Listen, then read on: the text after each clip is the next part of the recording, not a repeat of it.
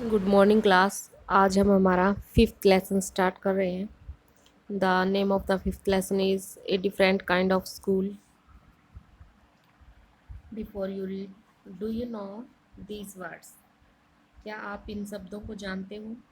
If you don't find out there meanings, अगर आप इनके अर्थ न यदि आपको नहीं पता तो इनके अर्थ ढूंढिए। Bandage, church, cripple, owner, misfortune और सिस्टम।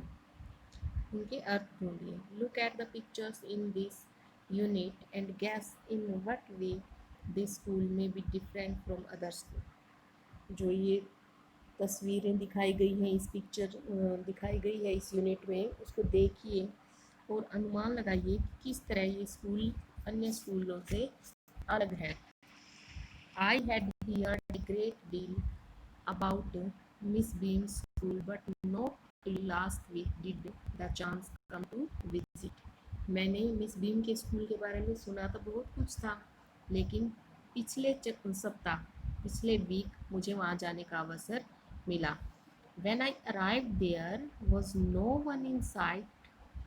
जब मैं वहाँ पहुँचा तो no one side but a girl of about 12। मुझे एक 12 साल की लड़की के अलावा वहाँ कोई नहीं दिखाई दिया। Her eyes were covered with a bandage. उसकी आंखों पर एक पट्टी बंधी हुई थी। And she was being led carefully between the flower beds by little boy. और उसको एक छोटा सा लड़का, जो आयु में उससे लगभग 4 साल छोटा था, उसको फूलों की क्यारियों से बीच बड़ी केयरफुली ढंग से उसको ले जा रहा था। सी स्टॉप्ड, वह रुकी। And it looked like she asked him, ऐसा लग रहा था कि वो उससे पूछ रही थी उस लड़के से कि हु हैड कम, कौन आया है। He seemed to be describing me to her, वह मेरे बारे में शायद उसे बता रहा था, ऐसा लग रहा था। देन दे पास्ड ऑन, तब वे आगे चले गए। Miss beam was all that I had expected. Miss beam बिल्कुल वैसी ही थी जैसे मैंने उम्मीद की थी। मिडल एज्ड, अधेड़ उम्र की थी। फुल ऑफ अथॉरिटी, रोबदार, एक अथॉरिटी यानी कि कह सकते हैं कि रोबदार थी। येट काइंडली, थोड़ी सी दयालु भी। एंड अंडरस्टैंडिंग, और समझदार। Her hair was beginning to turn grey. उसके जो बाल थे वो सफ़ेद होने शुरू हो गए थे। And she had the kind of plump figure that is likely to be comforting to a homesick child. और उसका एक भारी भरकम शरीर वाली वो महिला थी, जो घर के लिए परेशान एक बच्चे के लिए सुखद हो सकती है, ऐसी लग रही थी। वो ऐसी लग रही थी, एक जैसे गूगली सा बच्चा होता है उसकी तरह। I asked her some questions about her teaching method. मैंने उनसे कुछ उनके टीचिंग मेथड के बारे में क्वेश्चन किए। Which I had heard were simple, और जो क्वेश्चन बहुत ही सरल थे मैंने उनसे जो पूछे। No more than is needed to help them to learn how to do things.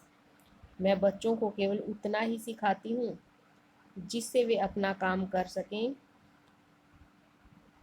Simple spelling, आसान सी spelling.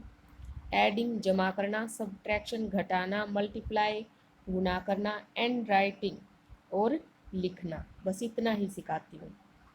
The rest is done by reading to them and by interesting talks during which they have to sit still and keep their hands quite.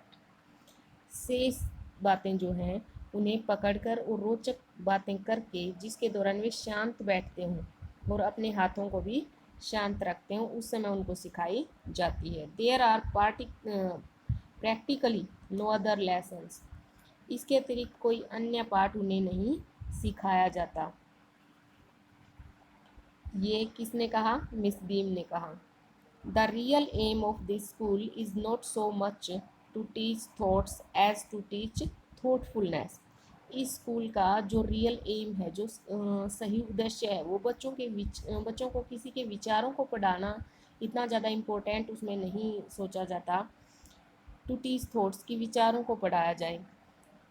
As to teach thoughtfulness, वो महत्वपूर्ण सोचा जाता है कि उनके जो विचारशील, दूसरे व्यक्तियों के प्रति जो काइंडनेस है, बीइंग रिस्पॉन्सिबल सिटीजन, उन्हें जिम्मेदार नागरिक बनना सिखाया जाता है।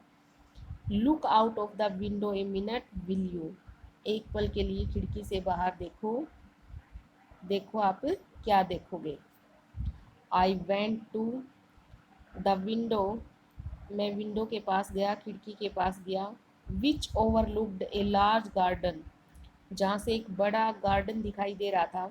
And a playground at the back, और उससे पीछे एक खेल का मैदान दिख रहा था।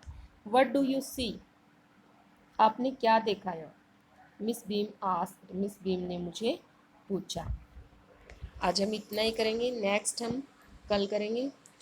आप साथ साथ अपनी रिवीजन करते रहिएगा, और जो भी आपको हर रोज़ काम मिलता है वो साथ साथ करते रहिएगा। Thank you, have a nice day.